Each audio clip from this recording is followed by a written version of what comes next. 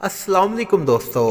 عورت کے اندر مرد کے مقابلے میں 100 گنا زیادہ شہوت ہوتی ہے، مگر اس پر حیا کو مسلط کر دیا گیا ہے۔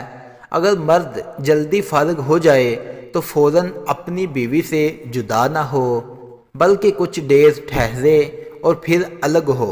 قربت کے وقت کسی اور کا تصور کرنا بھی زنا ہے۔ قربت کے لیے کوئی وقت مقرر نہیں ہے۔ اتنا خیال رکھیں نماز فوت نہ ہو پائے۔ مرد کا اپنی عورت کی چھاتی کو چومنا جائز ہے، مگر اس کا دودھ حلق سے نیچے نہ اترے، یہ حرام ہے۔ ایسا ہو بھی گیا تو توبہ کر لو، مگر اس سے نکاح پر کوئی فرق نہیں پڑتا۔ مرد عورت کو ایک دوسرے کا سطر دیکھنا جائز ہے، مگر حکم یہی ہے کہ مقام محسوسہ کی طرف نہ دیکھا جائے، اس سے نگاہ کمزور ہو جاتی ہے۔ تو رات کے بعد مرد اور عورت کو الگ الگ کپڑے سے اپنا سطر صاف کرنا چاہیے۔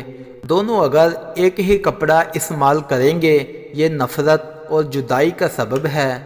ہم بستری کے دوران مرد کا نفس غلطی سے عورت کے پچھلے سوراخ میں اس وقت جاتا ہے جب وہ عورت کو گوڑی بنا کر جمع کرتا ہے، اس لیے احتیاط کرنی چاہیے۔